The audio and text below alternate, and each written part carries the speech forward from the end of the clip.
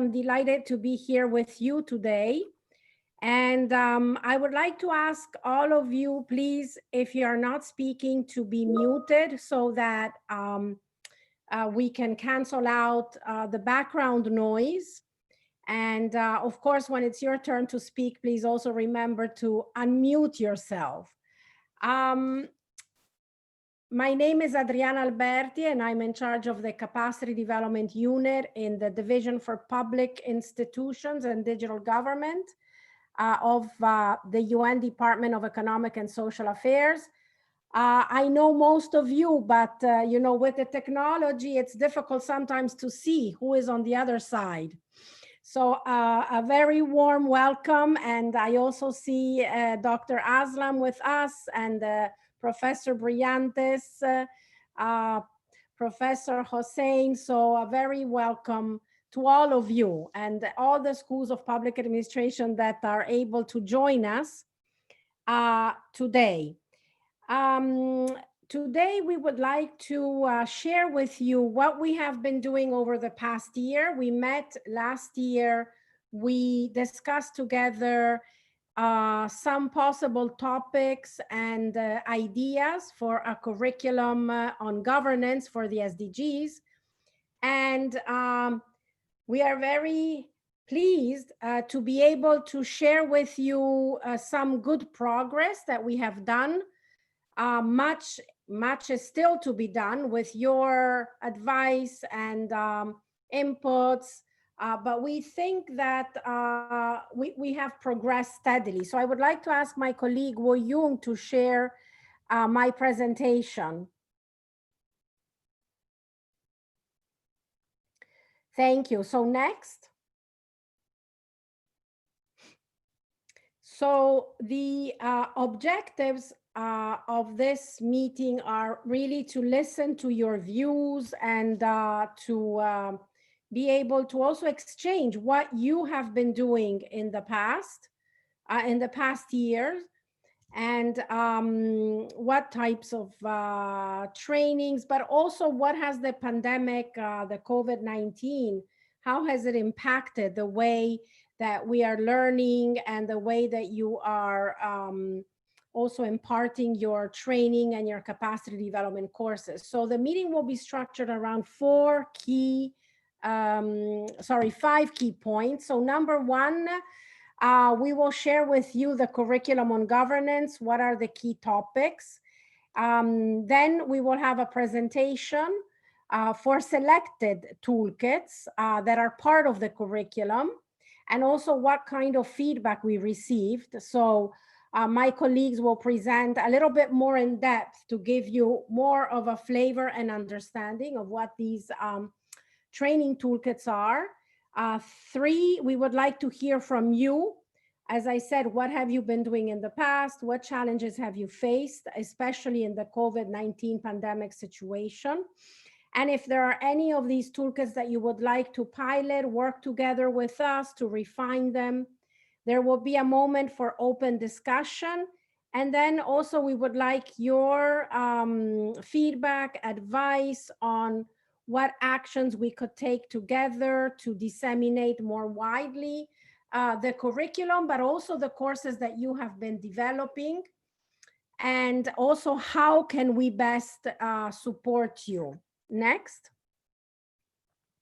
So as you remember, we discussed last year a little bit about the concept of the curriculum on governance. And the main idea was to focus on key issues related to governance and public institutions that can help to realize the 2030 agenda and the sustainable development goals. And so the overall objective of the curriculum is really to develop the capacities of public servants to realize the SDGs. And so what is part of the curriculum? It's a set of training of trainers. It's really intended for schools of public administration so that you can then take those toolkits, and then you can utilize the modules in different ways. And contextualization is everything. So I will talk about contextualization in a moment. We will also transform these toolkits into online courses, so type of self-paced course, which is of course different than the more in-depth capacity development that you can do face-to-face. We have also organized and will continue to organize, due to the pandemic, facilitated online training and capacity development workshops, and my colleagues will talk a little bit about what they have done. And we are also working with Dr. Aslam on a facilitated online training workshop in the Arab region. So we are also very pleased and honored that to be able to work with him and gain from his great experience and insights.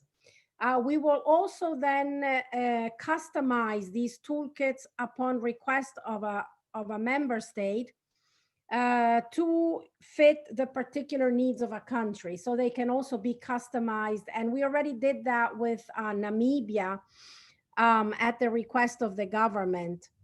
We will also offer certificates of attendance upon the completion. And we would like to also have communities of practice around these various issues that I will indicate in a moment, to exchange, for peer-to-peer learning, exchange of views and ideas and methodologies and approaches. These are extremely important. What are the most conducive methodologies for learning and also self-discovery in capacity development? And we will host these toolkits on the UN Public Administration Network, the UMPAN. Next, please. So how was the curriculum developed? Well, as you remember, we shared with you the concept and we got your feedback. We also shared it with the Africa Task Force, and they also gave us feedback on what would be the best content and the best issues that we should touch upon. But I would like to say that the most distinctive feature in a way is that all of these various toolkits are interconnected. So they have been developed in a holistic way. In other words, we developed all the toolkits at the same time so that we could also ensure some interconnections between those toolkits, so that depending on the needs, then you can utilize modules that are more relevant to your own needs from the different toolkits that we developed. And they also, of course, we also want to foster collaboration and co-creation. So we have asked for your feedback inputs. Many of you have also provided feedback or are providing feedback, and we are extremely grateful to you, because we feel that through this kind of iterative process, we can have more valuable tools that can help in capacity development and training. And so how can the toolkits be used? As I said, they can be used both for face-to-face trainings and capacity development, with also a process of change or a project change. So the idea is not just to have lectures, but really to combine it with a action plan, roadmap action plan. And some toolkits, of course, they are still quite heavy in presentations and text, but we have added also now new activities and videos.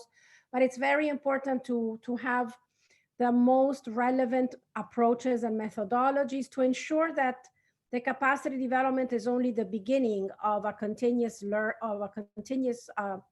journey of continuous learning and improvement. So that would be the objective. And then, as I mentioned, modules can be utilized from different toolkits. Next. So I wanted to give you a little bit of a background of what are the key topics. Again, we will develop other training toolkits in the future, depending also on your needs and demands. But the training toolkits that we have so far are on transforming public servants' mindsets to implement the 2030 agenda for sustainable development. We have one on transparency, accountability, and ethics in public institutions. Another toolkit on institutional arrangements and governance capacities for policy coherence. Next. Effective national to local public governance for SDG implementation, and you will hear more about that. The government innovation for social inclusion of vulnerable groups, risk-informed governance, and innovative technology for disaster risk reduction and resilience. And these are the main toolkits, but we have a few others, specifically more on one on policy coherence.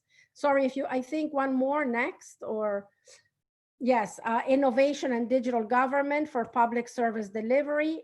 And then another one on digital government implementation, and one that we did together with ESCAP and UNPOG on e-government for women's empowerment. But this was done a couple of years ago, prior to the curriculum. Next, please. And it will be hosted. So in 2021, we are hoping to launch the curriculum and to make available online, of course, for free, all this material that we have produced on the UN Public Administration Network. Next. So we really look forward to your advice. And why? Because we want to improve the content, structure, style of the training toolkits to make the most out of them for potential trainers like you and participants alike. So thank you very much for your participation. We are very eager. So I kept my presentation short in order to allow for much more time for discussion and for your views. I now have the pleasure and honor to introduce Mr. Bokyun Shim. He is the head of office of the United Nations Project Office on Governance, UNPOG, who will deliver his welcome remarks. Thank you. Shim? Yes, you have Thank you, Adriana. Good morning, good afternoon, good evening, everyone. My name is Bokyun Shim. It is my great pleasure to welcome you all to this special session. And thank you, Adriana, for providing the overview of the session and the curriculum on governance for the SDGs. As one of the mandates of UNPOG is to strengthen public administration capacities of developing countries for achieving the sustainable development goals, with a focus in the Asia and the Pacific and East Africa. UNPOG has been working extensively with the PA schools in Asia and the Pacific over the 3 years. UNPOG has been working closely with the experts and the DPID colleagues to develop the 3 training toolkits. First, National to Local Toolkit, Effective National to Local Public Governance for SDG Implementation. And the second is Social Inclusion Toolkit, Government Innovation for Social Inclusion of Vulnerable Groups. And the third, GRR Toolkit, Risk-Informed Governance and Innovative Technology for Disaster Risk Reduction and Resilience. These 3 toolkits have been developed in a holistic way, and there are built-in interconnections among the toolkits. So the toolkits can be customized for meeting specific country capacity needs.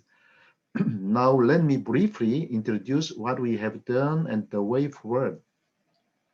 We have continuously collaborated with other UN agencies, DESA divisions, and the national governments in reviewing and the pilot testing the toolkits.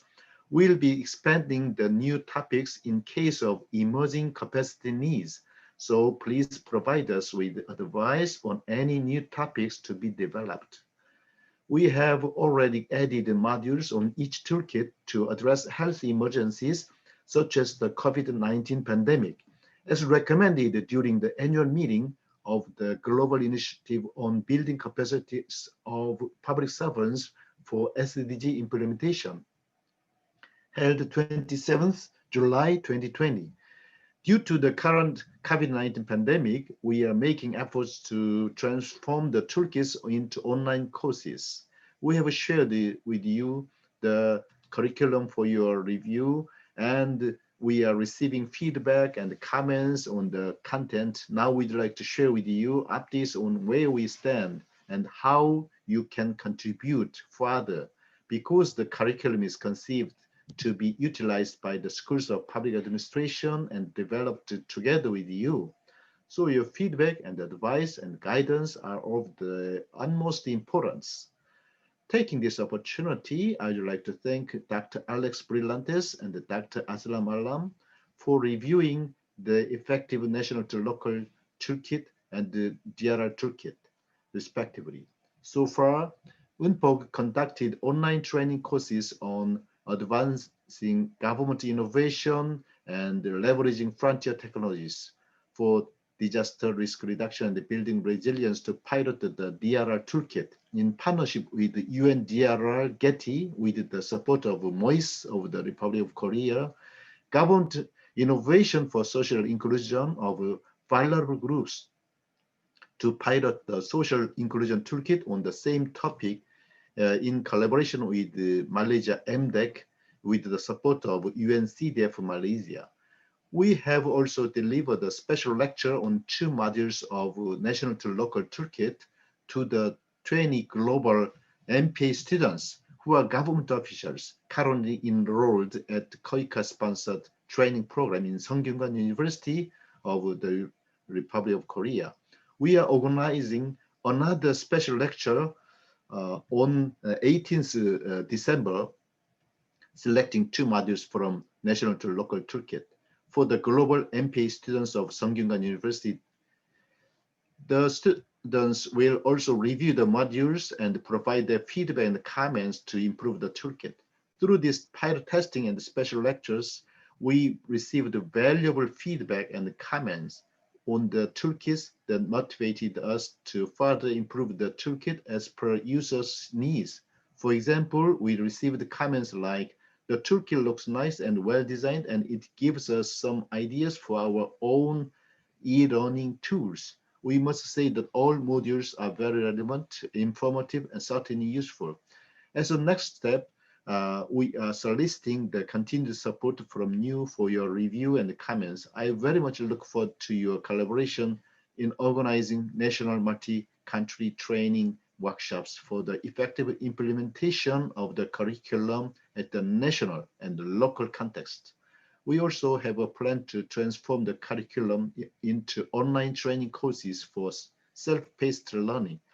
Thank you for your kind attention, and I look forward to our fruitful discussions. Back to you, Adriana.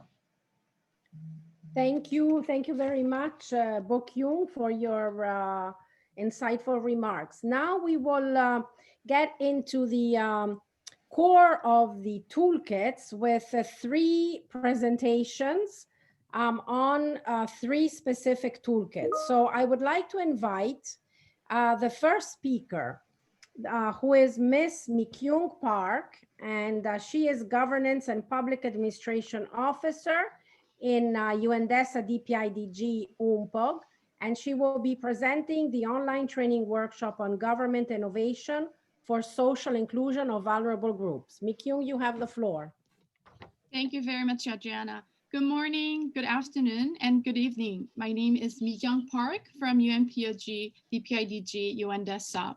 It is my great pleasure to deliver this presentation today to introduce a toolkit on government innovation for social inclusion of vulnerable groups and share its pilot testing and review process. Next slide, please.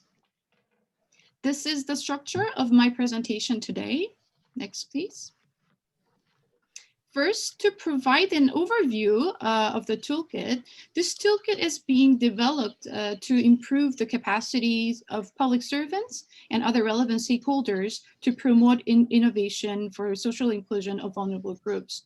Social inclusion of vulnerable groups who are often marginalized and normally not a part of decision-making processes with barriers to access to public service is essential for fulfilling the SDGs and ensuring leaving no one behind. Since vulnerable groups have special needs that are multifaceted and with a big variety, government needs to innovate the way they deliver public service to them and engage them in the policy-making processes. So through this toolkit, the learners will be able to understand the special challenges of vulnerable groups and apply different strategies and approaches of government innovation. The toolkit furthermore aims to foster inclusive mindsets of government officials, understanding that vulnerable groups can be proactive agents of change through empowerment and engagement. The target audience of this toolkit would include the government officials working on government innovation, social inclusion protection, or other relevant fields, schools of public administration, UN country teams, and also other relevant stakeholders in the area, including civil society organizations, the private sector, academia will also be actively involved. Next, please. This is the structure of the toolkit. The toolkit is composed of a total of 15 modules under 5 thematic clusters. So the first cluster is about defining vulnerability and examining policy and legislative frameworks and examining innovation needs. The second one is addressing the root causes of vulnerability by particularly focusing on innovative approaches to identifying vulnerable groups and promoting inclusive and participatory governance. The third one is on innovating public services with a specific focus on the role of digital government and frontier technologies, as well as building an enabling ecosystem for empowerment of vulnerable groups. This part also, you can see in the syllabus, also includes a module on inclusion of vulnerable groups during public health emergencies, such as the current COVID-19 pandemic. The fourth cluster is on building the capacity of the public sector, examining institutional, organizational, and technical capacities, as well as leadership and mindsets that are required for innovation and inclusion. The last part of the toolkit covers the implementation of innovation with a focus on financing and partnerships, as well as monitoring and evaluation. As for the learning methodology, each module is composed of thematic presentation, diverse group activities, including group discussions, case and scenario analysis, role-playing, debate, and quiz, as well as reading list. And the toolkit also includes the pre-questionnaire for self-assessment before the training and the action planning activity to develop actions for a change which participants wish to achieve after the training. Next slide, please. And the toolkit is being developed for a 5-day training program with 1 thematic cluster for each day. This, what you can see in the slide, in the screen, is a draft training agenda, which can be tailored into the specific needs and demands of countries and organizations, as Adriana and Pogyun have also emphasized. So it doesn't have to be 5 days, but could be a longer with more intense training or a shorter with selected modules. Next slide, please. Now, moving to the second part on the pilot testing and review processes of the toolkit. Firstly, we organized a 2-day pilot testing online training workshop in early November. The workshop was composed of 4 selected thematic sessions on some selected modules from the toolkit. In this workshop, 82 participants from the Asia Pacific, as well as other regions, and from various sectors and fields have attended. Next slide, please. And each thematic session was composed of presentations by experts, country case presentations, Q&A, group discussion, and reporting back to the plenary. And we tried to make the workshop interactive and have indeed witnessed very active and enthusiastic engagement and of participants during the discussion and interaction. Also, participants were invited to develop the change project plan, which they can implement at the national and local levels after the workshop. We also created the online discussion board at UNPOG website for continued discussion and partnership building among the participants. Next slide, please. and to share some of the feedbacks that we have received. As for the overall evaluation, all respondents to the workshop evaluation agreed that the workshop was useful. And through this pilot testing, we saw that the issue of social inclusion of vulnerable groups and ensuring leaving no one behind is a really crucial policy concern with high demands for capacity building in many countries, especially during the current situation of COVID-19. If we see some of the specific comments received, they said the topics covered are very timely and relevant to their national situations, and the workshop provides them a very good learning opportunity. Next slide, please. As for the 4 thematic sessions, also a high number of respondents said they have gained new knowledge applicable to their work, and they plan to share and apply what they have learned from the workshop. Next, please. As for some key lessons from the feedback received, first is about the duration of the workshop. As this was a 2-day piloting, some participants said it's too short and would want a more comprehensive training with a longer period. Some also suggested organizing workshops focusing on 1 or 2 specific themes for more in-depth learning. And we also received many comments on allocating more time for group discussion and interaction. And other concerns also include using more interactive tools and post-training follow-up and support. Next, please. The second one is a session on inclusion of vulnerable groups in DRR, which we organized as a part of the 6-week online training workshop, pilot testing the toolkit on risk-informed governance and innovative technology for DRR. While this workshop will be further explained by my colleague Dana, during this session, the cases and materials from the social inclusion toolkit were introduced, and the discussions and feedback from this session are being incorporated in the social inclusion toolkit as well.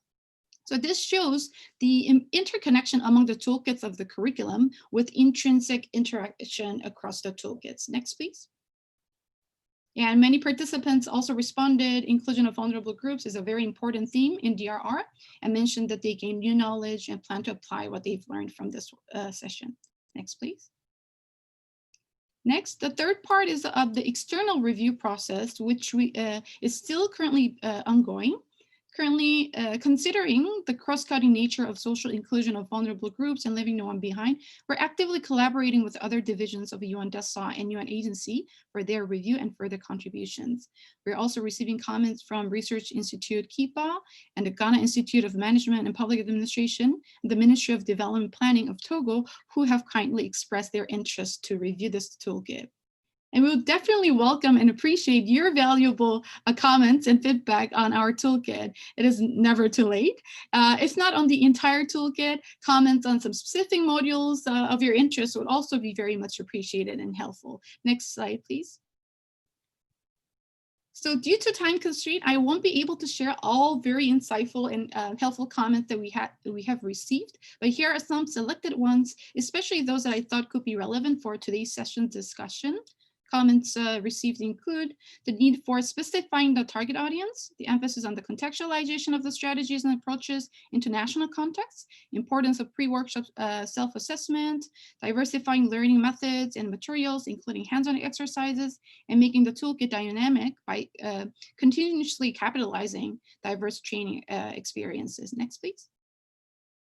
And this is about the next steps. We're currently finalizing the review process and incorporating the comments. Based on that, we'll be preparing the final toolkit, converting it to the online version for uploading on the UNPEN website, as Adriana has explained.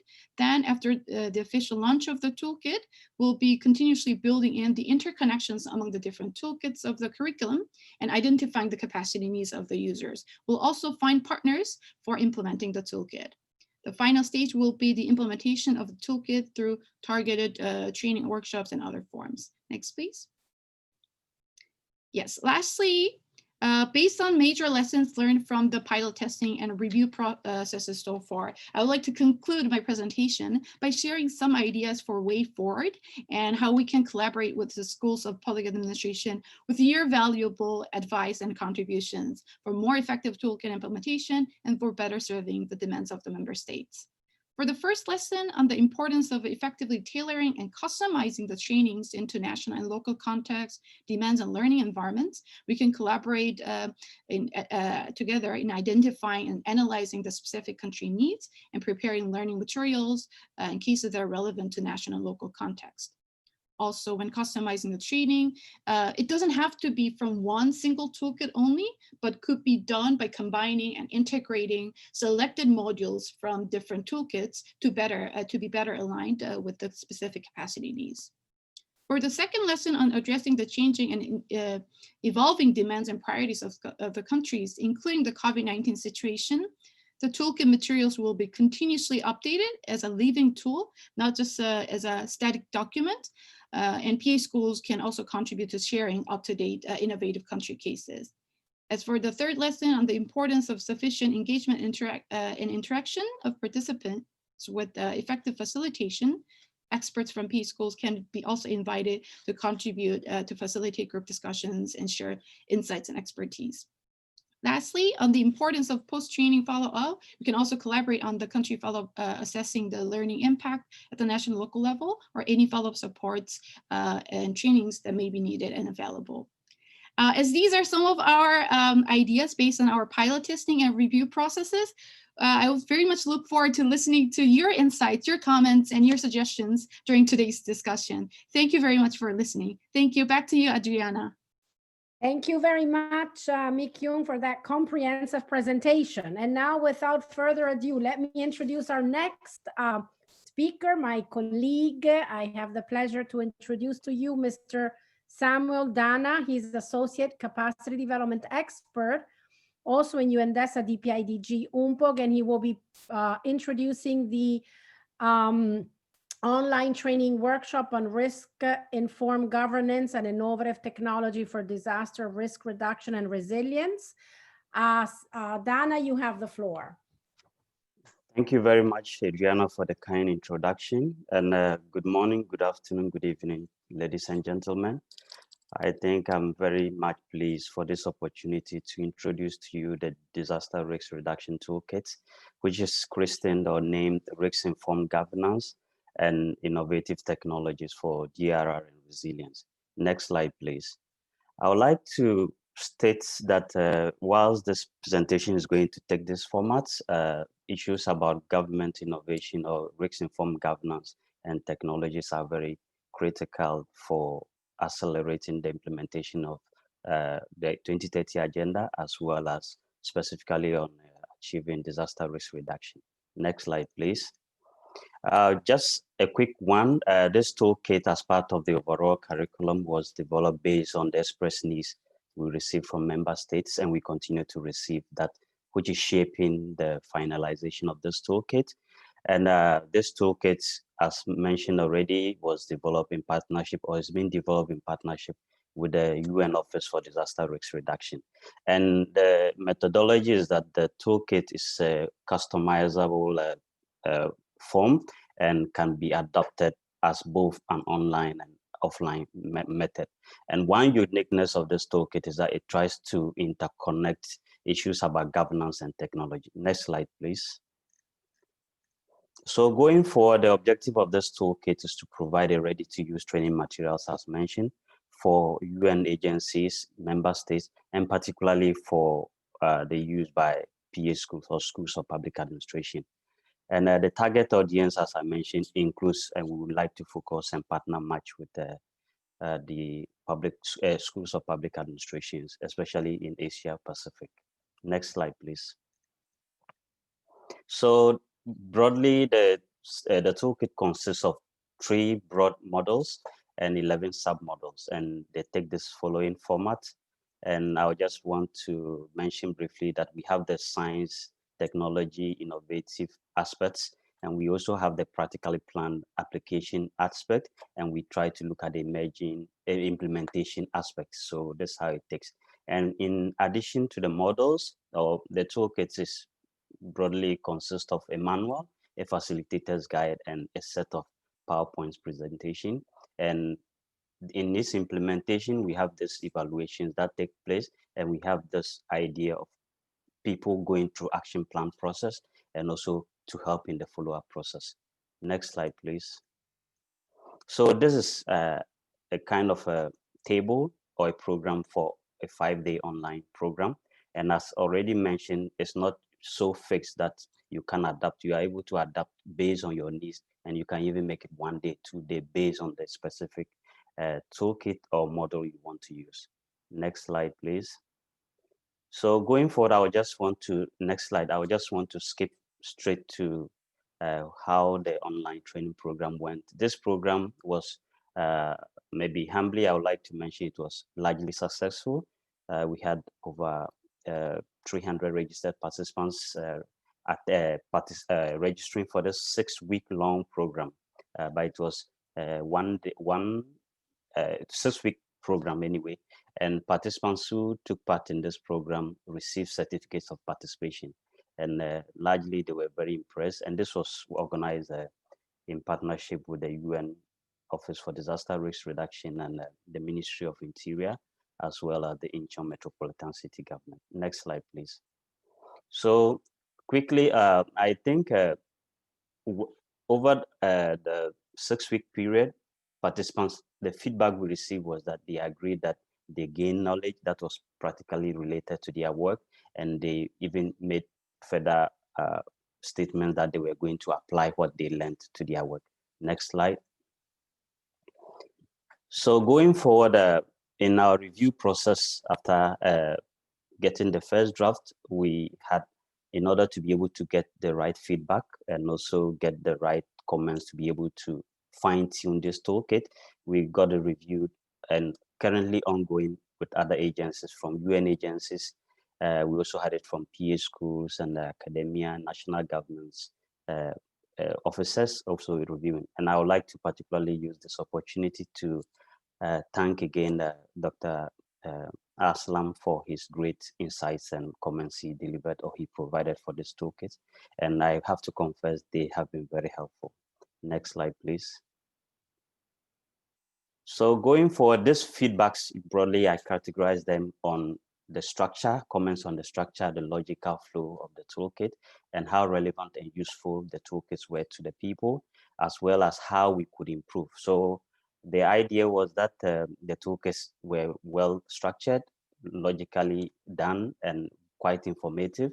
And the next aspect was that they were relevant to what they needed, and they also provided comments that, especially on the COVID-19 experience, they wanted a new model, which we had already decided to work on. So I think it was quite timely and showed that we were working in synergy.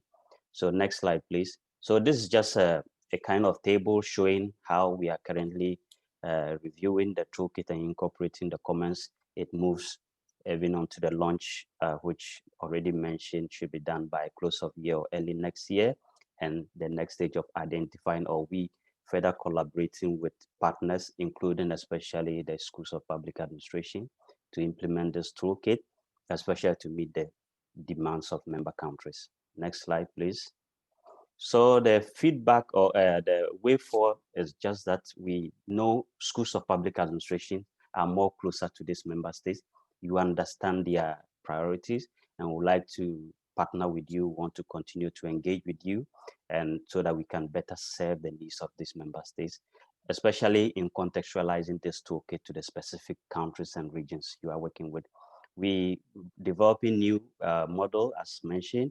We also want to finalize this toolkit and want to have this toolkit as a living document, which can be continually upgraded with new knowledge. And with time, we want to see more collaboration with you, and we welcome your continued support and engagement.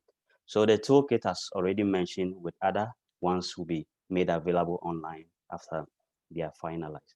Next slide, please. So in summary, I would like to just mention that we want to engage with you and we welcome your expertise, and we acknowledge the great contributions you are doing to better help serve the needs of member countries. Thank you very much. And over to you, Adriana. Thank you. Thank you very much, Dana. That was a quite comprehensive presentation as well. Thank you again. And now we will move on to our next presenter. My colleague, I have the pleasure to introduce to you Mr. Prabin Mahajan.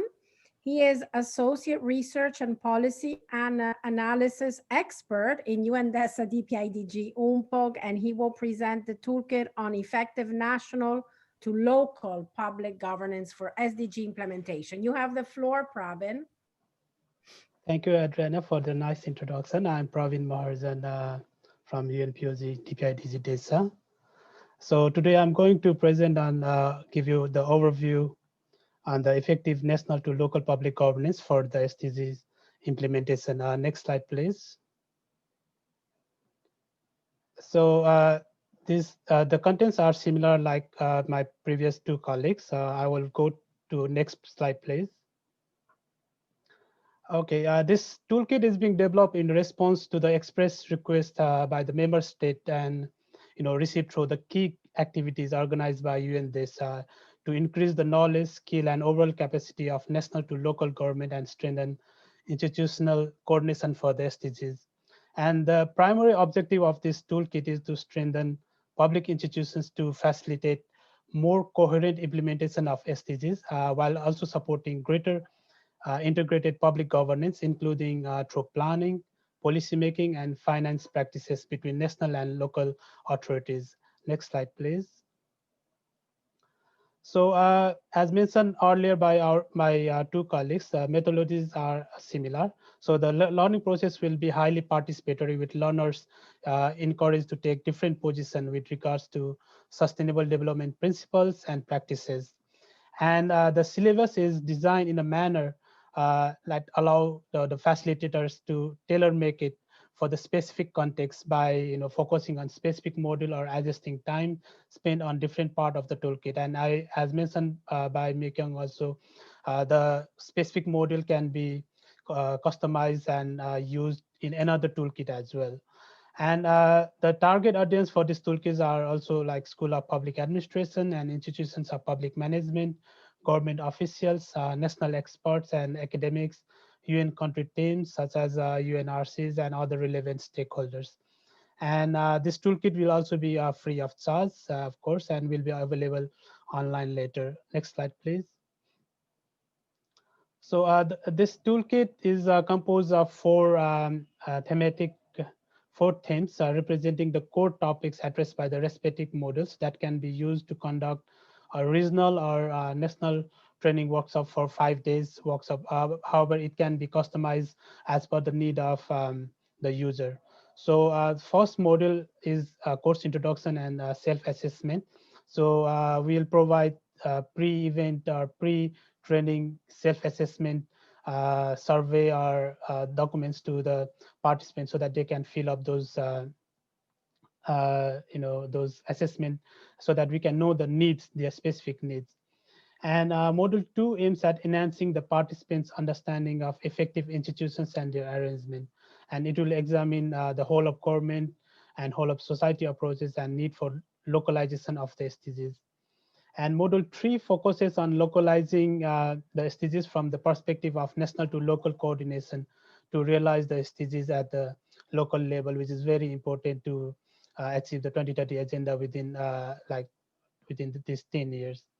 And module 4 examines monitoring and evaluation for the successful implementation of SDGs and types of reporting available for tracking progresses. So we include VNR and VLR, both reporting system here. And module 5 focuses on the participants' one action plan. Here we call it change project for applying the principle and tools learned during the workshop to present a concrete follow-up action later. Next slide, please. So the tentative, this is just a tentative agenda for a 5-day training course. And as I already mentioned, this tool can be customized as per the need of user, like 2 days or 3 days or 2 or 3 modules selecting, from this module, from this training toolkit. Next slide, please.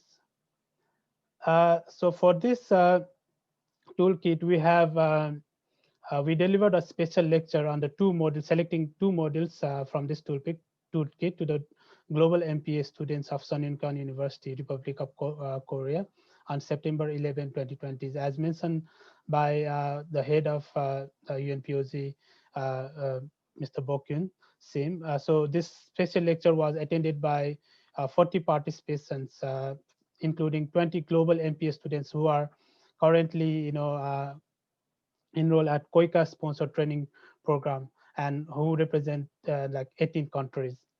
And we receive valuable comments and feedback, which are being incorporated in the toolkit. And we are also organizing another lecture, second phase, next month for these students. And so this lecture will be more interactive and will include more breakout group sessions, and we'll share the post, the review. Uh, the student will also review the modules and provide comments and feedback so that we know better, we can know the better understanding, we can have the better understanding of what their government or what their organization need. And we actually, we postponed the pilot testing in India and Papua New Guinea. We talk with them continuously, but due to the COVID-19 pandemic, so we have to postpone this pilot testing. And we welcome to collaborate and co-organize online national training workshop with your organization. With your organization. Next slide, please. So far, the toolkit has been reviewed by UN DESA Population Division, ASEAN Association for Public Administration, and Indian Public Administration Association. And the review by other UN entities and School of PA academia are ongoing. Next slide, please. We received very positive comments from the reviewer and motivate us to work even further, to improve the toolkit. And some of the comments were, like overall very comprehensive and well done, useful. I think we are on the right track. Next slide, please. Taking this opportunity, I also like to thank Dr. Alex Brillantes and his team who reviewed this toolkit and provided us with very fruitful or valuable comments. So like contextualizing, is essential, and School of PA would be able to draw on local context and experiences. So we take note of this, all the comments, and for the improvement needed, such as the need of measurable and observable learning objectives, so that it can be conducted to conduct a learning assessment evaluation in the future. Next slide, please. And I would also like to thank Indian Public Administration Association who reviewed this toolkit. So they also provided very good comments, valuable comments, and these feedbacks are being incorporated, and then I'll try to work on more to revise this toolkit according to their feedback. Next slide, please. So as the purpose of the task force, this task force is to strengthen advocacy of the 2030 agenda and the SDGs among all stakeholders, to create, expand, and exchange knowledge on the 2030 agenda, and develop individual, organizational, and institutional capabilities. So you can play a very important role to coordinate the elaboration and reviewing and testing of the toolkit.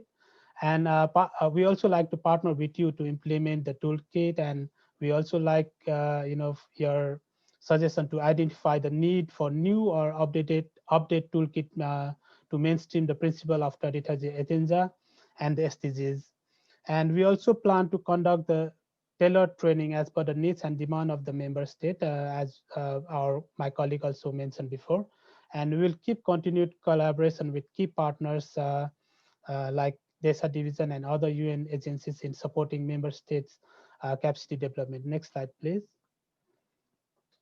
So as mentioned earlier by my colleagues before, the next steps for this toolkit are also, finalizing of the review process and incorporating the comments, and designing a final toolkit and uploading on the UNPAN website and other UN online platform if possible. And we'll launch this toolkit also as a next step, and we'll build on the interconnectedness of the toolkit. And we will continuously update and upgrade with new knowledges and feedback from experts and user alike. Next slide, please. As for the lesson for the toolkit implementation and way forward, we'll share the toolkit with the public administration schools and experts who have expressed interest in them. So to be able to provide feedback for us again. And this toolkit, as mentioned by Adriana, so this is a living document, so it will be continuously updated, and the modules will be customizable. And so module from one toolkit can be utilized with module from other toolkit, and the issue of contextualization is also critical, as well as the issue of targeting the right audience. And we'll ensure that toolkit are interactive and while revising and to this end. So as for the way forward, we request you on post-training follow up with the member state, such as on the implementation of change project, or assess the impact of the training toolkit. Next slide, please. So we kindly invite you to review and provide comments to the toolkit. If you want, then I will share you the toolkit link materials with you. Thank you, and thank you for your kind attention. Thank you. Thank you very much, Prabin, for the excellent presentation.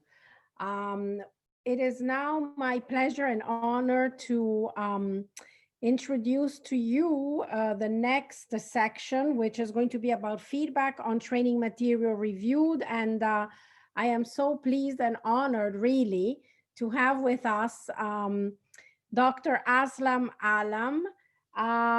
We have been working together over the past years, and he has been always an inspiration for us, and has also motivated us to continue to do our work.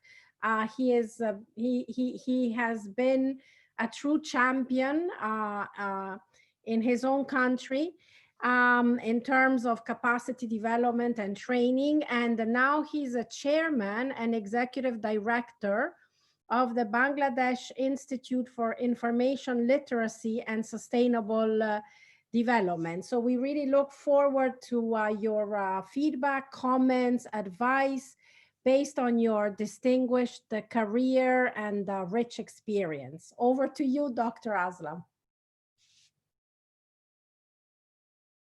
A microphone, please. Microphone. Thank you.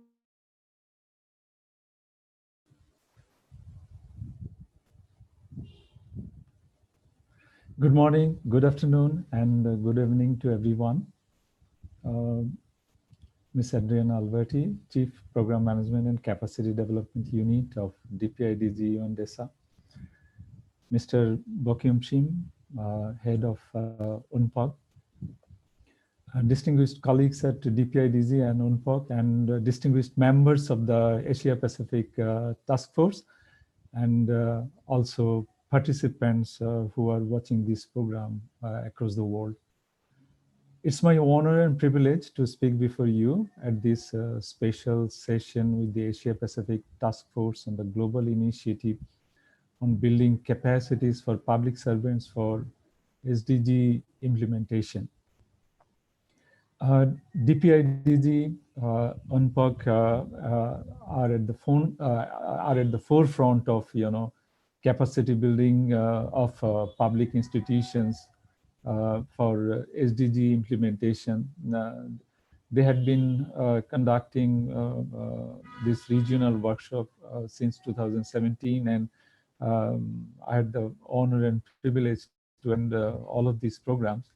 And I have found DPIDG and UNPOC programs very useful, to build capacities in our country. These are very timely and very relevant initiatives.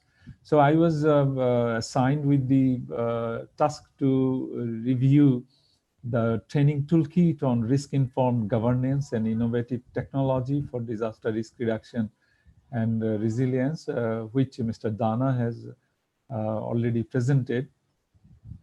You see, this toolkit is very comprehensive, as you understand. I have gone through all the documentation. So Mr. Dana could not go into detail, so I will add some more. Say this toolkit comes with a syllabus. What it covers, it comes with PowerPoint presentations on each modules and sub-modules, including an presentation on overview, and then it comes with a facilitator's guide. It's a very detailed facilitator's guide. It comes with a scope statement, terminal learning objective, enabling learning objectives, resources needed, key readings, additional readings, assessment strategies, and icon maps. It includes a manual which contains a write-up on each module and sub-modules, 11 in total. And the training course emphasizes a action plan to be developed at the end of the training program.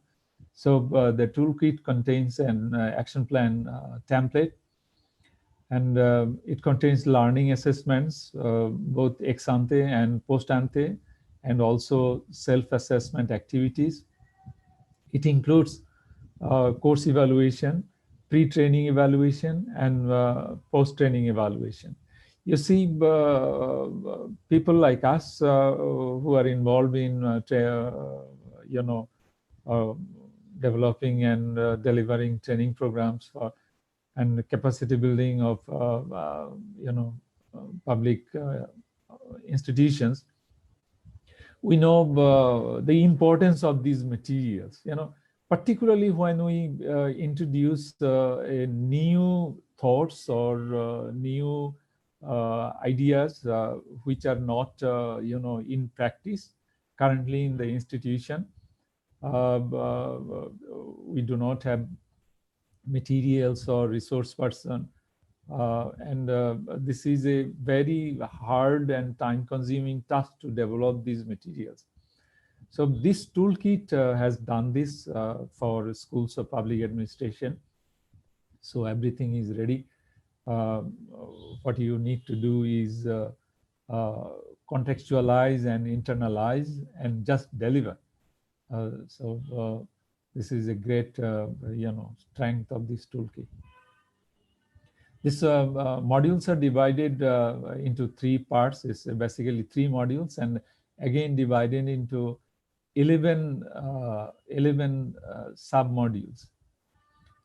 You see, my comments in a nutshell on the training toolkit at the time when I reviewed it sometime back was that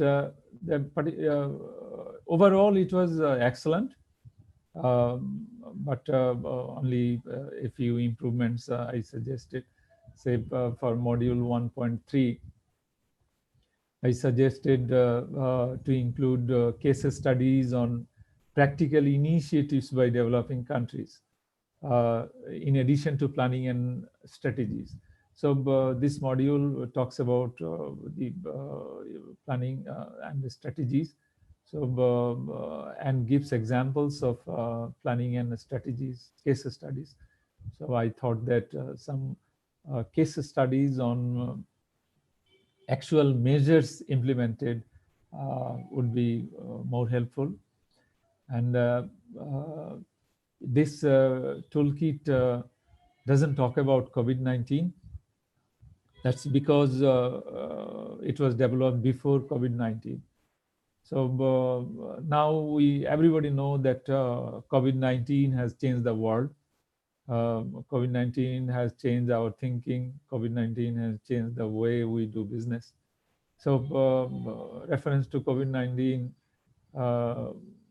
is a matter of urgency to include, particularly module 2.1, module 2.2, module 2.3, module 2.4, and they have included case studies on various issues. So these case studies, at least some of them, could be related to COVID-19 intervention across the world. That would make the training toolkit more, a flavor of a real life flavor. And also module 2.5, which talks about humans as a resource. So I have suggested to include STI capacity building into it.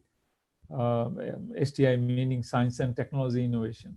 So many countries, particularly less developed countries, are lagging behind in science and technology innovation capacity. So this capacity building needs a little more, emphasis in this module. And also module 3.1 talks about implementing and financing technology solutions. And I've suggested the issue of technology transfer because this training toolkit is talking about frontier technologies to be used in disaster risk reduction and resilience. Now, these many of these frontier technologies are almost unknown to schools of public institutions, schools of public administration, as well as to the DRR professionals. So issue of technology transfer and capacity building merits a little more attention. You see, this is a 5-day program and designed as a offline 5-day program, full day. But as Mr. Dana has identified, as has mentioned, you don't have to, implement it as a 5-day program. It can be easily divided into, three different training programs, like risk-informed governance for DRR and resilience. It can be a standalone training course. Also, innovative technologies or frontier technologies for DRR and resilience can be a standalone training, course. And also implementation, monitoring, and evaluation of STI for DRR and resilience can also be an independent course. Moreover, any individual session on submodules can be offered or can be integrated into existing course curriculum of schools of public administration. So this is a very handy toolkit. It can be used as it is, or it can be contextualized. As Adriana has mentioned, I've been associated with implementing 2 toolkits in the Arab region, and we are trying to contextualize it to the Arab region, and it's possible. And if these are contextualized to the country level, country experience, or regional level, then it becomes participants get more interest in it, and it enhances its effectiveness of the training programs. So I would conclude here. Thanks to organizers, particularly DPIG and UNPUG, for having me here. Thanks everybody for a patient hearing. Thank you all. Over to Adriana. Thank you. Thank you very much, Dr. Aslam. I think that you gave us some also additional good ideas that, we didn't think about, that you can take the curriculum, the toolkit, and then have different courses based on one, but that you could also integrate some modules into existing training courses. So I think these are all excellent ideas. So we will also add these ideas to the curriculum guide. And yes, absolutely. I think that the contextualization issue is fundamental. And that is why we really want to work with schools of public administration, because we feel that if the toolkits are not contextualized, they are not meaningful, because they don't relate to those who are in a specific country with a specific political, organizational culture. And these toolkits in a way are made for all those who wish to use them in all the countries, and therefore the cultural nuances are not there. And we also had a very interesting discussion with the School of Government of Kenya, where we were discussing the toolkit on transparency, integrity, and preventing corruption. And they said that it was extremely useful and very relevant, but that they felt that the nexus between culture in society and values, beliefs, and culture in the government were missing. But we said that's where you come in, because we cannot have a deep understanding of the culture and the context of each country. But thank you very much again for that fruitful overview and for your feedback. Now we would like to open the session on feedback on the work of the schools of public administration. And I would like to address a few questions, and then I will ask for your feedback and reflections. So the first question is, of course, we know that there has been the pandemic, and as Dr. Aslam said, the world has changed completely. But we would like to know what have you been doing in the past year in terms of maybe new training courses for the SDGs, or maybe to address the COVID-19. What do you think are the new training and capacity development demands? And what type of challenges have you faced this year in terms of delivering capacity development in the COVID-19 pandemic situation? And how do you think that we can also better adapt to this virtual learning? Because it does have some opportunities, but also some limitations. And then if you would like to also reflect on any new type of capacity development or training courses that you think would be important. So these are the first set of questions.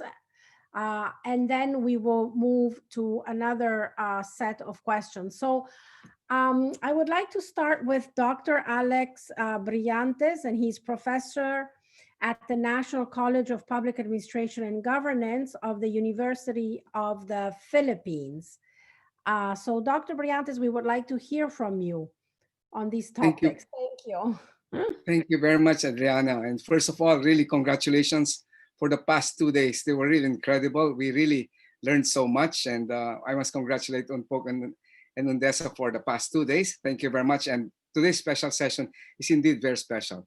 The second one that I would like to mention would be the fact that we have been part of the task force for some time, and I'm happy to let you know that our networks, the Asian Association for Public Administration, the Philippine Society for Public Administration, the Association of Schools of Public Administration, including Indonesian Association of Public Administration and AGPA, Asian Group of Public Administration. In our conferences over the past 3 years, we have always had a special session on incorporating the teaching of MDGs into our curriculum. It's within that context that we are really excited about using these toolkits, and we're really grateful as far as this is concerned. The third part, I guess the third question I would like to know is, we've had a number of webinars, as a matter of fact, webinars again, and we had Adriana at one point, but there were some technical difficulties, but we had, I think, 3 or 4 webinars this year, as far as that's concerned, during the pandemic. But one question that always comes up, I guess you might call it the elephant in the room, is we're talking SDGs. We're talking 2030. But I know that there have been studies already that have been done, or ongoing studies about the possible attainment or non-attainment by 2030. So maybe we could begin our sessions by taking a real honest to goodness look at, hey, 2030, but given what's been going on, over and above the fact that the pandemic maybe 2030 might have to be pushed back, if you may. So maybe I would begin by, of course, we all talk about the SDGs, that's fine. But then a realistic assessment of how it's done, and then move towards that, and then move on towards the where we really focus mostly on goal 16 and also goal 4 on education. So that's part of the effort that we have been doing. And may I ask a final question as far as this is concerned? Since we in Asia, we have a lot of networks of public administration, AAPA, Asian Association, Asian Group. Then there was also Europa. And by the way, we're also part of UNPAN, no? And we missed the meeting, of course, last time because we're part of UNPAN. At one point, we would like to organize some kind of a quote-unquote study group, if you may, as far as this is concerned. And I guess the more important thing is linking it with UN, UNDESA and UNPOG. Perhaps even in our training materials, will we be authorized, if you may, to use your logo, perhaps with your permission, of course. So how does one initiate the formal linkage with you guys? So thank you very much, Adriana. But really, it's been very, very good. And we're really excited about now that finally these modules will come out. But on our own, we've been developing it. And one final question, I'm sorry, taking it from what Dr. Aslam mentioned. In all our sessions, we've always gone down to the implementation of the SDG at the local level. And in our last 2 webinars with the Asian AAPA, we focus on good and best practices by local governments, And it might be good in our training kits that we have also caselets, if you may, good stories. And you know what we're beginning to find out here? Many of our young local government officials, mayors who are below 40, below 30, they've been so good in coping with the pandemic. And I think that says a lot. So the young local officials in addressing the pandemic at the local level, developing caselets. And we at AAPA and even the Philippine Society for Public Administration, we're working on some caselets on this that we include in our conferences. But equally important, we always invite them to be our keynote speakers, if you may. Thank you very much for this opportunity. And again, congratulations to UNPOG and UNDESA. Thank you very much. Thank you. Thank you very much, Alex. Thank you for those also observations, which are very, pertinent, especially the fact that one sees 2030 as far away, but as I think UN Secretary General has also mentioned that realizing actually the SDGs is what could help also to address this crisis. So although it's far away, but it does give us a pathway towards the future. So if we are able to, if actually we would have been able to implement those goals beforehand, the crisis would have been much less severe in some countries. And in the countries where you have universal health coverage, where you do have, strong and effective, inclusive, accountable institutions, you see that the pandemic has had fewer socioeconomic impacts. But let me now move on to, thank you very much again. So we would now like to hear from Ms. Pham Thi Kun Hoa. She's the Director of International Cooperation Department of the National Academy of Public Administration of Vietnam. Ms. Hoa, you have the floor.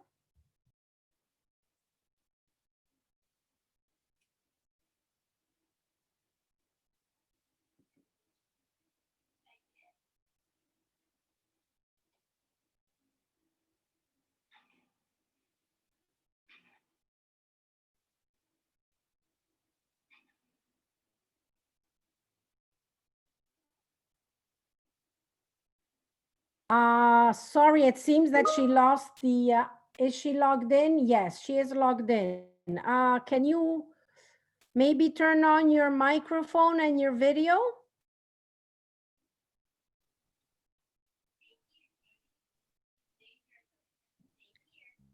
I think your volume, we cannot hear you. Can you please turn up the volume a little bit?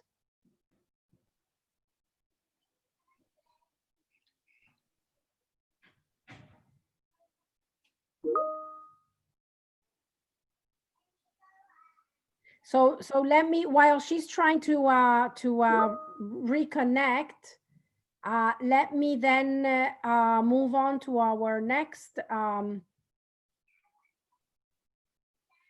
speaker, Mr. Narayan Gopal Malego, Senior Director of Studies, National Administrative Staff College from Nepal. You have the floor.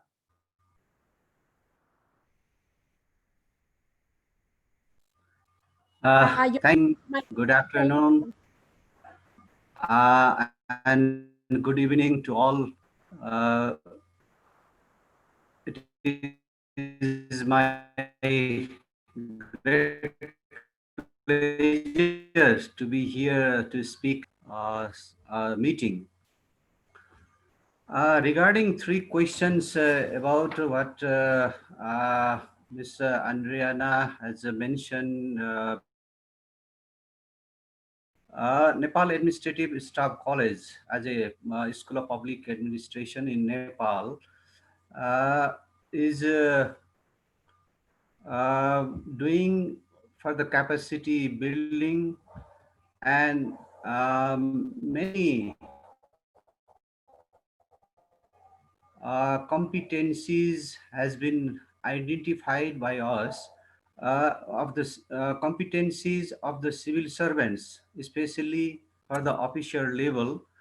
For example, we have identified some competencies like integrity, leading people, communication, result and service orientation, such as so many competencies we have identified.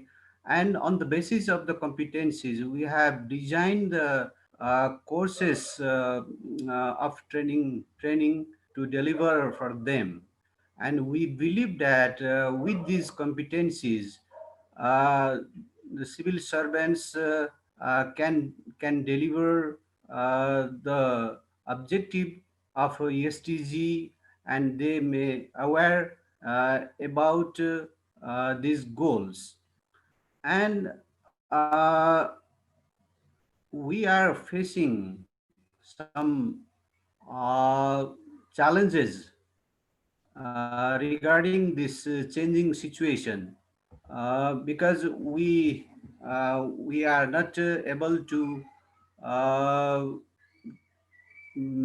to uh, to make the training program physically. We are delivering the program with this technological uh, virtual training session. But the virtual training session is not so much able to deliver uh, as much as physical training. Uh, there is a gap of technological know-how and technological backup, strong internet, and regular electricity in remote areas also. We are facing this kind of challenges nowadays. Now we are planning to localization of ESTG through local governments. There are 753 governments, local governments in total in country. And the orientation about ESTG to the local political representatives of the province and local government is required. And capacity development in terms of technology and technological know-how,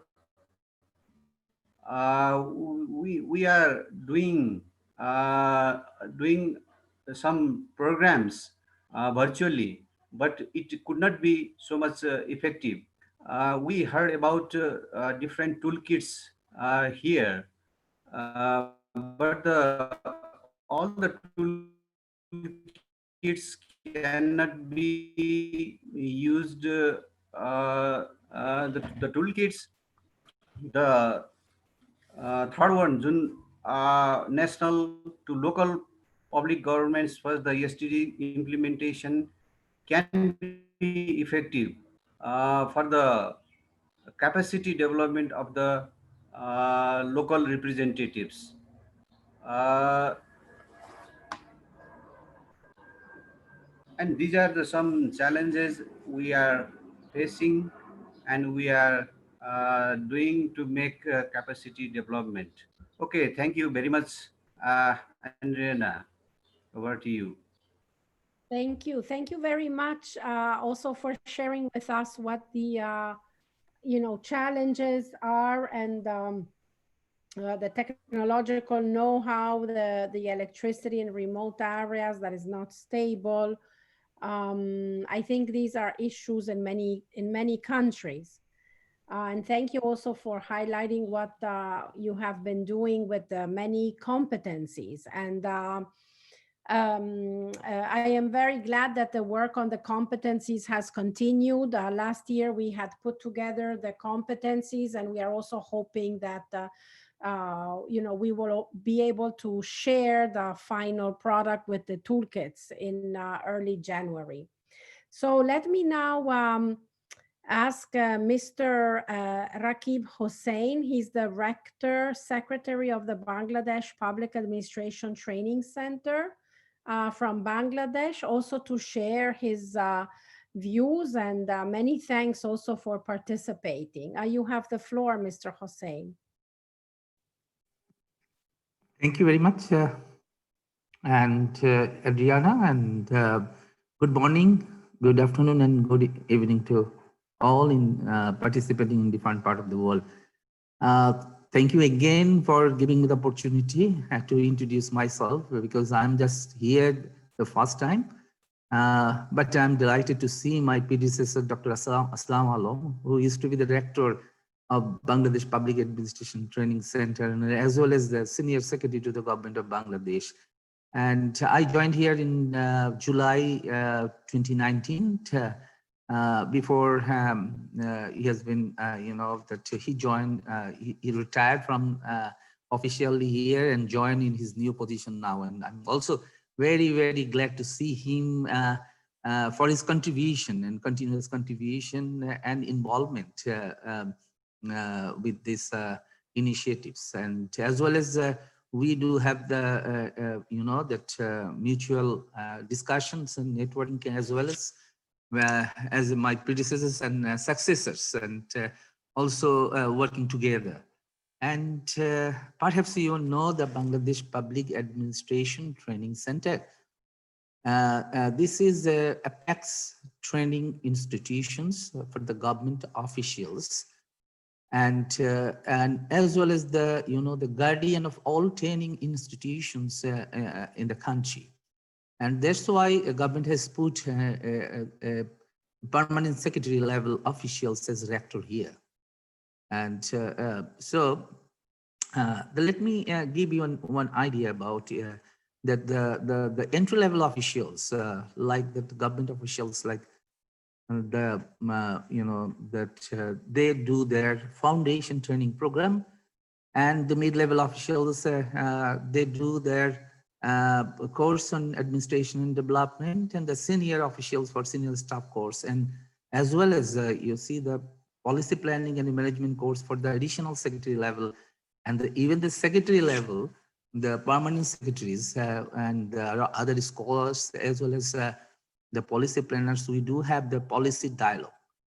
So you can see that we have a set curriculum, but which is not exhaustive.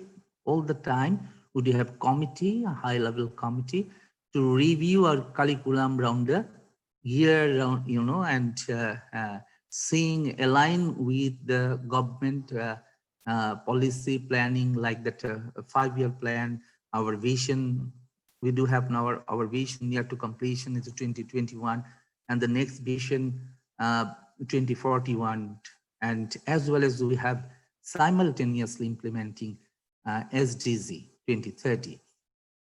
You'll be glad to hear, all of you, that Bangladesh did extremely well in MDG implementation, Millennium Development Goal. And the country is progressively moving forward to implement the SDG as well. And the government all the time, because we have a SDG office in the Prime Minister's, Honorable Prime Minister's office, and one SDG coordinator, chief coordinator is working there. So from the head, from the, the top, there is a initiative drive to, to follow, to maintain the, that initiative and progress of SDG in everywhere, including the training institutions.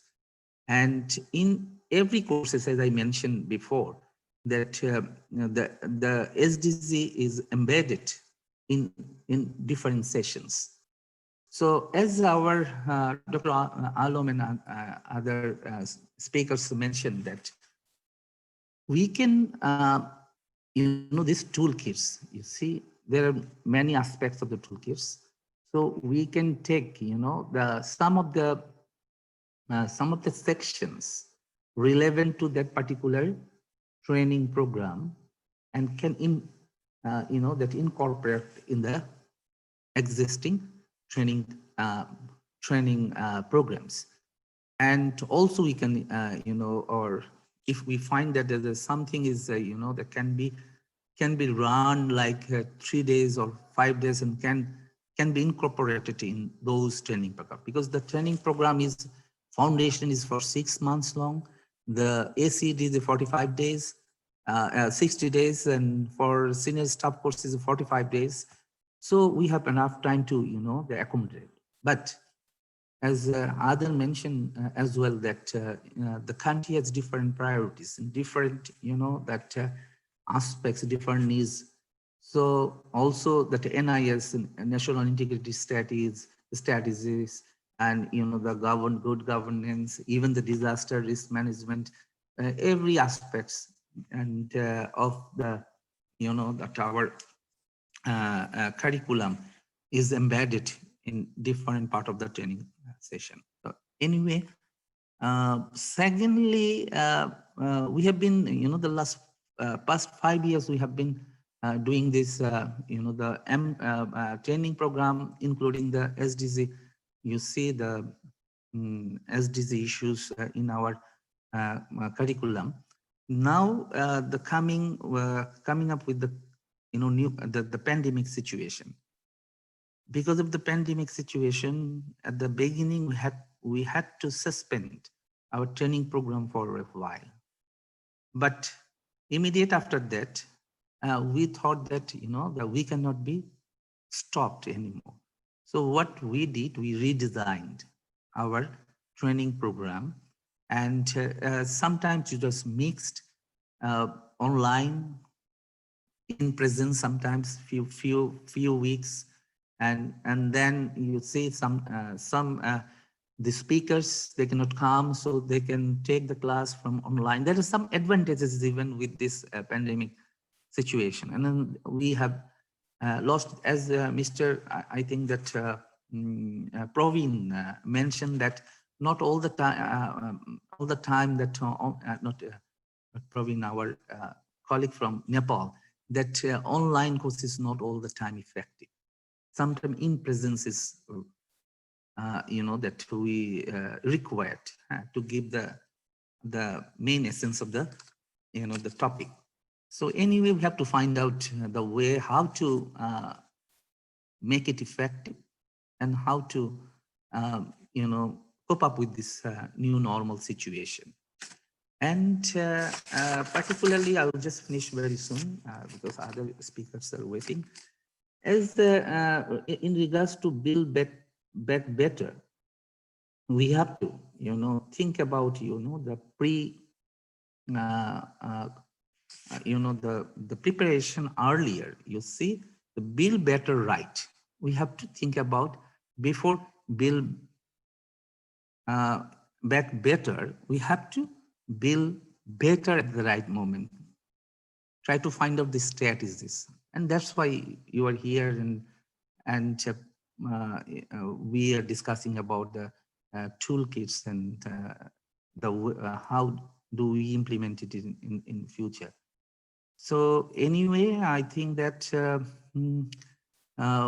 we have the scope to use a toolkit one, or maybe the part of the other toolkits in our institutions. We'll see there are many is relevant at this stage, but I think that effective national to local public governance for SDG implementation is maybe that relevant at this stage with the current curriculum, and other toolkits is also very much relevant. So we'll see and we'll discuss. Let's see how we can be a part of the implementation team, that group in this regard. Thank you very much. Thank you all for patient sharing and giving the opportunity to be a part of your team. I'll look forward to work with you all in future. Thank you. Thank you. Thank you. Yes, thank you very much, Mr. Hossein. We will now have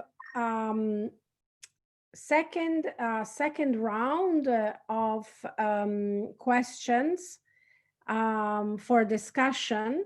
I'm not sure if Ms. Hoa was able to reconnect.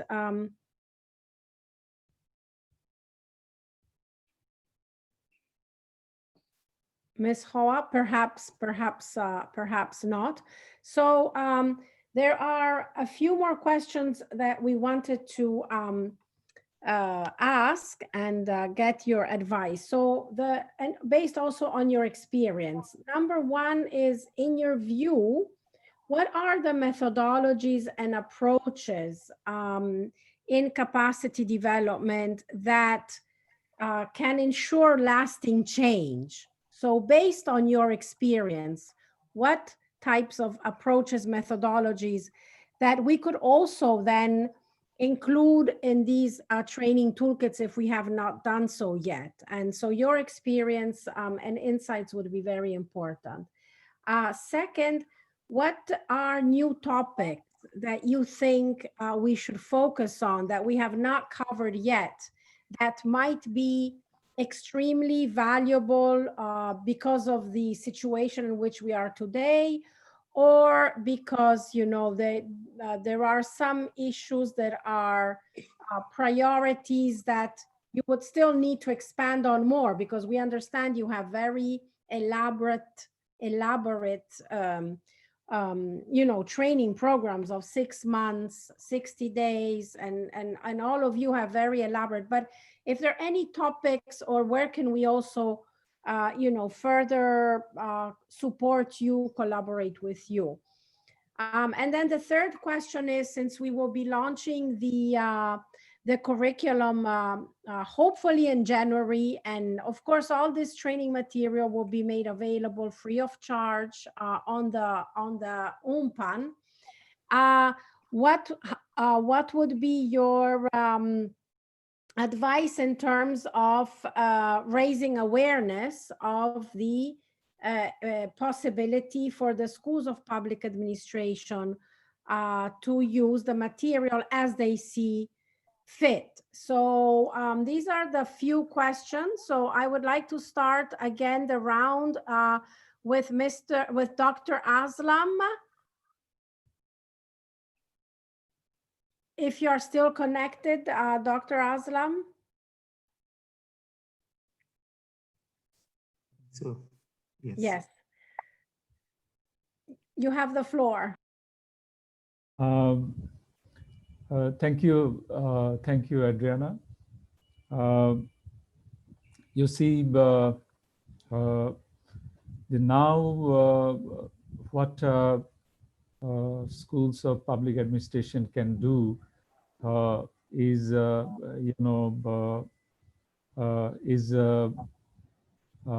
start examining the toolkits and picking up or choosing a particular toolkit or a combination of toolkits or a part of it to pilot test. That would be essential next step. And you see, from my experience in the training sector and bureaucracy in Bangladesh, and I'm familiar with South Asian context, that the changing mindset is very, very important. Today we are not discussing the toolkit on changing mindset, but you have developed the toolkit on changing mindset as well. So this is a very, very important area, I believe. You see, capacity is essential in terms of knowledge, skills, but it's the attitude or mindset that matters while we try to implement something or achieve something. Say countries like Bangladesh, we have many good policies, strategies, laws, but there's a big disconnect between policies, laws, and the strategies and the real actions which are taken. There's a disconnect. And here you see public institutions and public servants play a big role.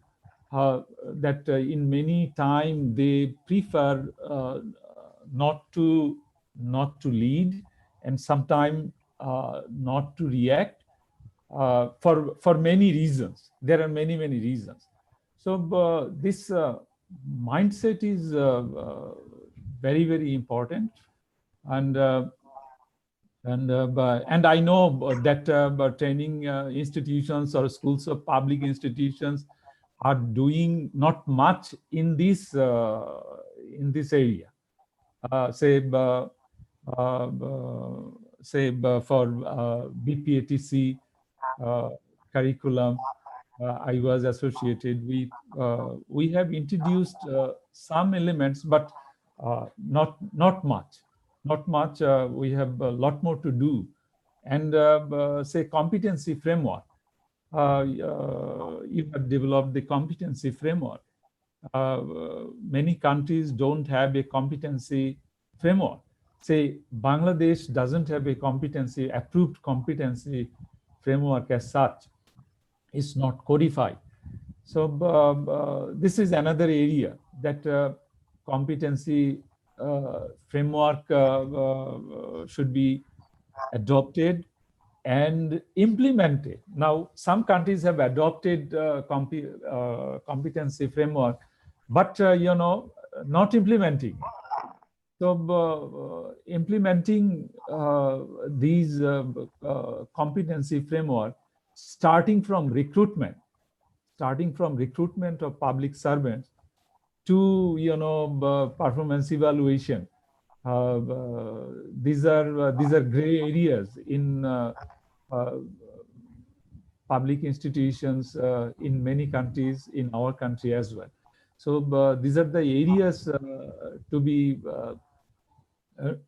focused, more in these countries. So this is my intervention. I may come later again. Thank you very much. Over to Adriana. Thank you. Yes, thank you very much. And yes, indeed, today we did not have a chance to go over the other toolkits because of limitation in time. But when we launch the curriculum, then we will have a chance also to introduce more the toolkit on changing mindsets. And I think the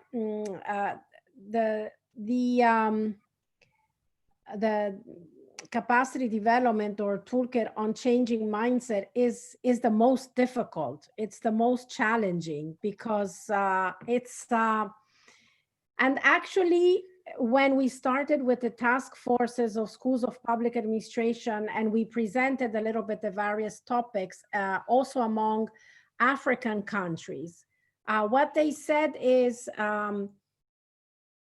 we know, you know, about knowledge of the topics and all of these things we know, but the most important is changing mindsets. So absolutely, I think that's one of the critical issues, and we will need to continue working on that to see how to sensitize the public servants to the principles and values of the 2030 agenda, how those are related to competencies and beliefs. So the mindsets, the beliefs and the assumptions, and then how those influence behavior, because in the end, what we want is to change behavior. Not that we will change it, but methodology so that individuals can change behavior. So I agree. Thank you very much for that comment. Very important. And we hope we can work together with you on these issues of changing mindsets. So I would also like to invite Mr. Narayan Gopal Malego from Nepal. Sorry, Dr. Alex Brillantes from the Philippines. Would you like to also add your views and thoughts? Certainly. Let me begin by saying that changing mindsets. Many of us continue to use your iceberg paradigm. I must say, Adriana, and they were very happy to meet you through this virtually, and they were excited actually to have you. But you know, there's a convergence of the changing mindsets model that we have, and thank you for that. But when you, as regards the question on the methodology, you know, I think in our compilation of modules, we could have in our modules we can have a compilation of quote unquote caselets on how it was done. Then we can have the small stories of quote unquote success, good stories on how it was done at the local level. And you know what? Here in the Philippines, what we usually do is we actually invite the mayors themselves. But now, as you guys now know, given this pandemic and given how quote unquote easy it is to get us together, you know, over the past months, like I said, the various webinars that we've had, we were able to get speakers from Korea, from Thailand, Malaysia, and Indonesia. And I think if the UN will come up with a pool of speakers who are available to talk in these webinars, that would really be excellent, following a certain kind. No, and let's say we have a webinar, we want a speaker from Malaysia, we just go there and then easily we can get him or get her. And these would be people who already have talked about their good stories. So these are actual mayors. For instance, I've heard the mayor of Jakarta, the mayor of Makassar, for instance, no?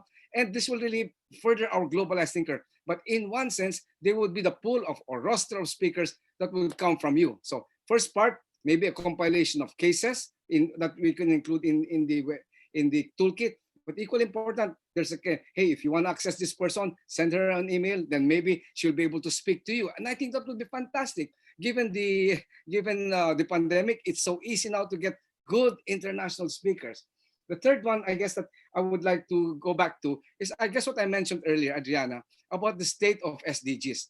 I wasn't saying that we're not going to attain it by 2030, but I think a realistic assessment, if you may. And of course, not to romanticize it, but at the same time to say these are the problems, and given what happened during the pandemic, so we can have a real assessment of the state of SDGs in our countries and even comparative tables. But equally important, you have the VNR. But as you know, during the meetings of the SEPA, the VNR is very good, right? But these are all. But I would also like to look at alternative assessments, because I think in the meetings of the UN, we know if we invite VNR, obviously they will highlight the good part. But you know, there are also associations or organizations in the Philippines. We have, for instance, Social Watch, that would validate the VNRs. So not only government, but also but also alternative NGOs, organizations that also do an assessment of the state of SDGs. And finally, I think the most important part is our delivery is two things: short-term training programs, right, and which can be doable, or long-term, one semester. Okay, so maybe our toolkit can help what is doable for short-term. And in our cases at the National College of Public Administration, we have actually one whole course integrated into is the SDGs with the 17. And I'm very happy that recently you came up with the SDG, the good governance, and SD indicators, the three, I think 1862 or something like that. And that by itself is a whole module for an entire course. No? And we're very happy that this course on good governance has evolved. As a matter of fact, in my class last night, I talked about that before it was Kofi Annan who talked about it being the missing link. But today, looking at the discussions at UNPAN and at UNDESA, you boil it down to these these four specific aspects. So those are the really things that I think we would like to that might enhance as we move on in improving these modules that we have. But really, I think it's really such an exciting journey as far as this is concerned, because deepening, which is really what we are all doing as a community of learners as far as this is concerned. Thank you very much for this opportunity again, Adriana. Thank you so much. These are all excellent, really excellent ideas, and I'm taking a lot of notes. So thank you very much. I think these are especially the roster of speakers, the stories, inviting those like mayors, and especially online. So let me now ask Mr. Narayan Gopal Malego from Nepal, if you would like to add some further ideas or comments. Thank you, Adriana.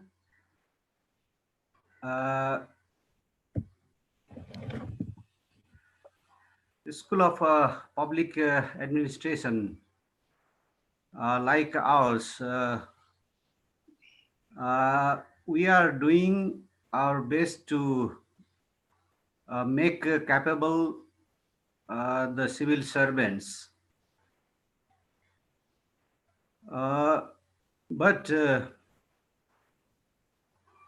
regarding this changing the mindset,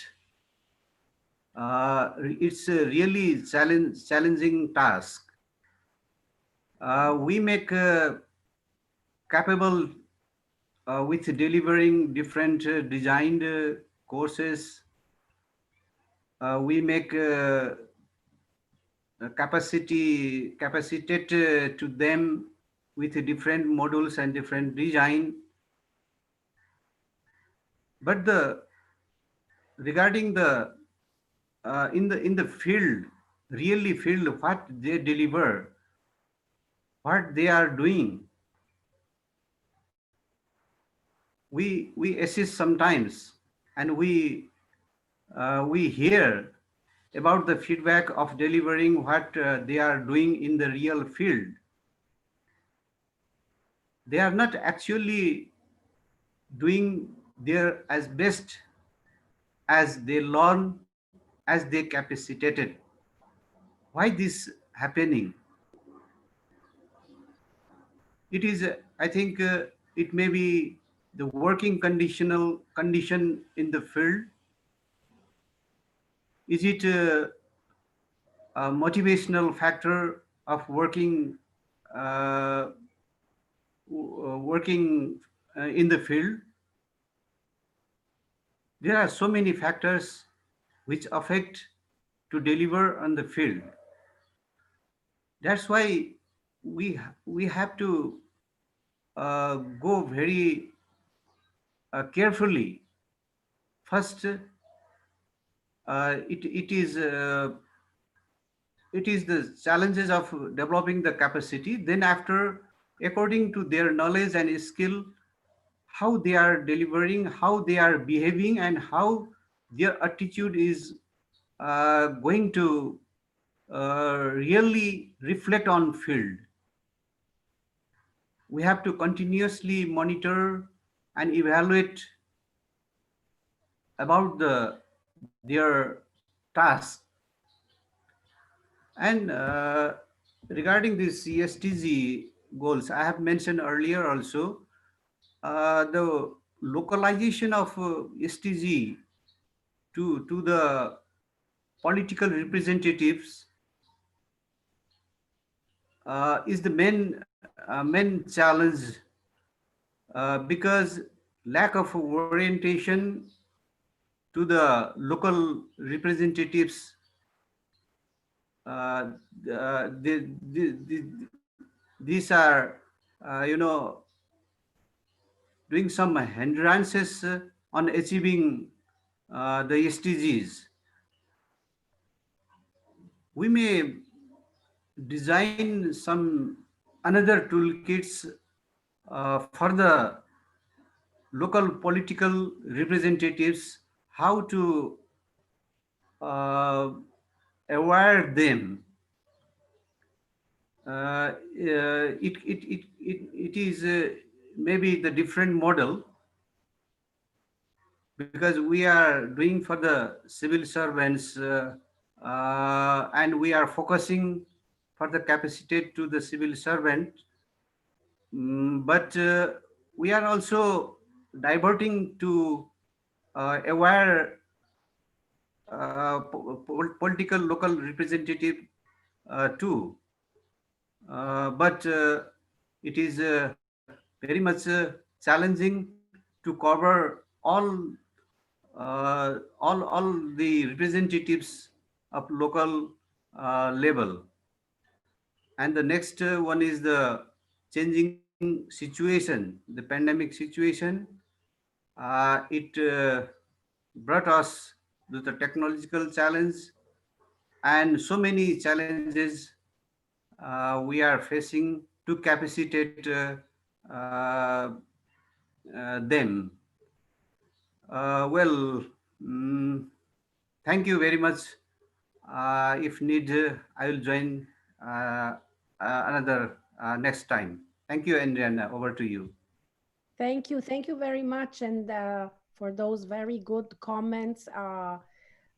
Especially, I think thinking about also how to bringing in the political representatives, and especially at the local level. We also had a similar discussion just recently on a toolkit on policy coherence, that if we don't bring in also the political level, both in the executive, but also to bring in the lawmakers and parliamentarians, then the training is very limited. So it really requires a buy-in and awareness and cooperation. So thank you. I would like to give the floor now for our last comment and views, Mr. Hossein from Bangladesh. Thank you very much, Rania, for your comment about that has been mentioned by a colleague from Nepal, the localization of SDG. Really, it's a very tough job to do, but it's not that impossible.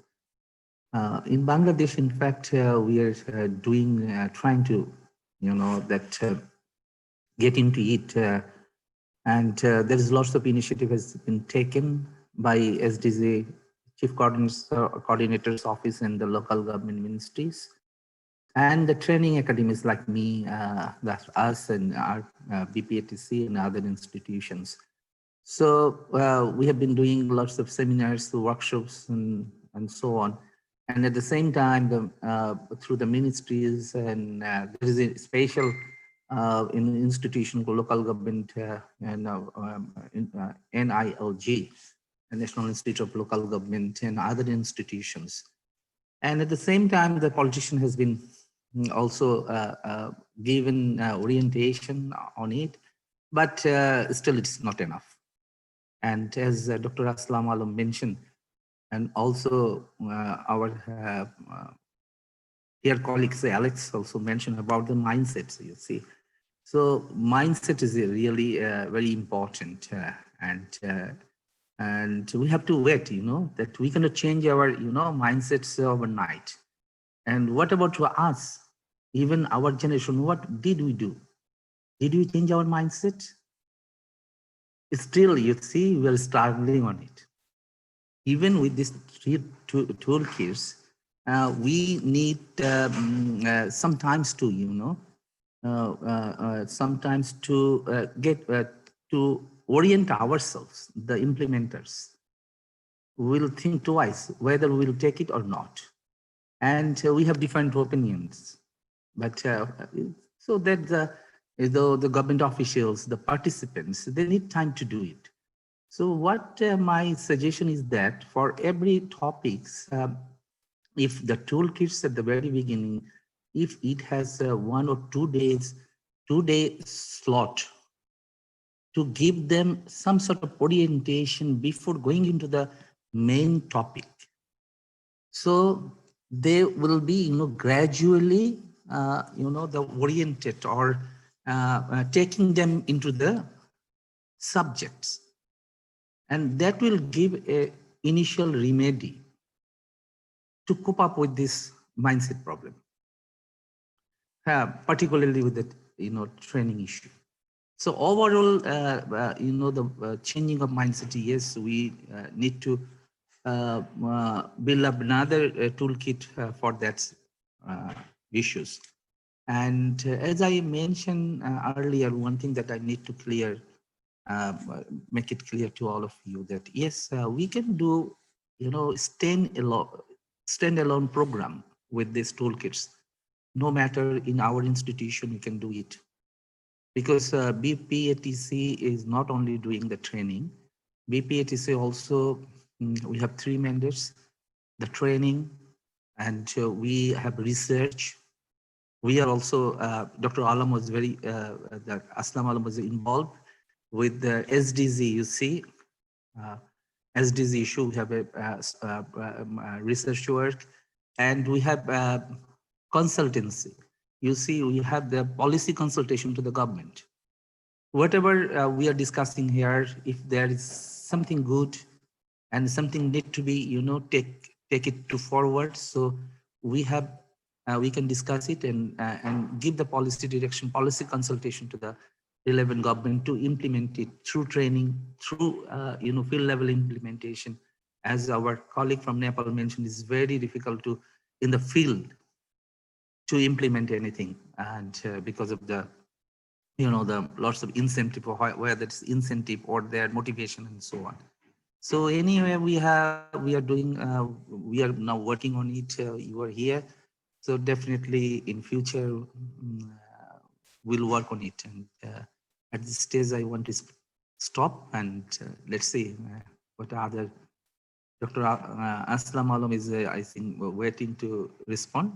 Maybe if he wants and time permits from your side. Thank you. Thank you. Yes, did you want to add something, Dr. Aslam? Adriana, I was just thinking about asking you whether DPADZ or UNFOG would be able to provide resource person support if some organization prefer to, pilot test a toolkit. So, yes, of course. Within, you mean to that we could also participate within our capacity? Yes, we would like to, of course, pilot test it together. I think that's ideal. And was that the question? yes. Yes, certainly. Yes. So within our capacity, limited, and availability, of course, but we would very much like to pilot, also to learn. At the same time, we share what we were able to develop, but in the process, we can also learn how to improve this material. So for other schools, so we are also, of course, we for next year, if anyone would like to pilot test some of these toolkits, please let us know, and we can see how to organize you know, maybe a 1 week, or it depends, or online. So certainly we can also do that just for one country. For example, on integrity and preventing corruption, we will be working with Kenya. So the Kenya School of Government asked whether it could be piloted there. And I think we will have 4 or 5 sessions. So now we are coming to the conclusion of this meeting. And I just wanted to recall a few of the key points. So number one, I think one point emerged very strongly, that we need to also involve political representatives in sensitization and discussions, both at national and local level. And this is especially important for localization of the SDGs. So we will keep this in mind, also to see when we pilot whether we could have a section that is for public servants, and then maybe a back-to-back with either a few ministers, if they can participate, you know, where we could share some of the lessons learned and also hear from them. So that is something that we might also want to do. Number two, we also heard that it would be advisable that we would enrich the toolkits with the stories, success stories, the cases, and also that we include a roster of speakers on the topics in the toolkit, so that then they can be invited by the schools to deliver presentations. And now that we know that the webinars work well, you know, it's easier to get people to speak through a webinar. So I think this is an excellent idea. And number three, we also heard that it's extremely important to focus more on changing mindsets. We have developed one toolkit on changing mindsets. We are still fine-tuning it, so we will also launch it next year in January.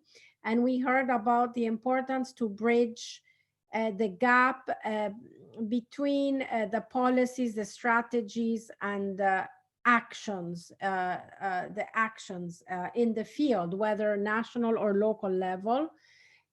Fourth, we also heard about the importance of competencies and competency frameworks, both from Dr. Aslam and also from Dr. Malego from Nepal. He also underlined the importance of competencies. And so we will also continue to work on the competency framework, and hopefully in January, we will also be able to share the final product. And then also we heard that it could be good to have maybe a 2-day orientation for the toolkits on the mindset challenges that are related to that particular topic. And I think this is also a very good idea. And 6, also that we could have a standalone program with all of the toolkits, because if you take them all together, these could also be a very, you know, varied and interesting program of maybe up to 40 days. So you could actually also build it as a 40-day program with all of those topics. So these were the key aspects. And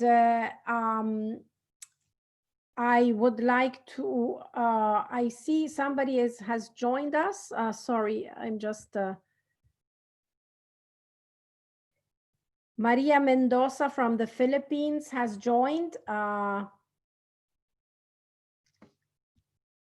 So, but we are running, out of time. So I wanted to thank all of you, and also to let you know that if you're interested in piloting any of the toolkits, let us know. Just send us an email.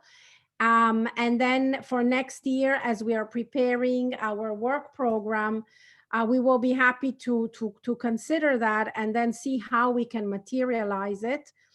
And we are also thinking of holding either, you know, a workshop or an expert group meeting next year on the topic of changing mindsets. And if that is something that also is of interest to you, you know, we would be very happy to invite you. And but we are thinking of inviting people from schools of public administration, but also behavioral scientists, you know, and also psychologists, organizational change experts. So we want to, I think this is really a very important topic and it deserves a multidisciplinary approach. So I hope that we will also see you next year. So thank you very much to all of you for your insightful remarks and valuable comments and views.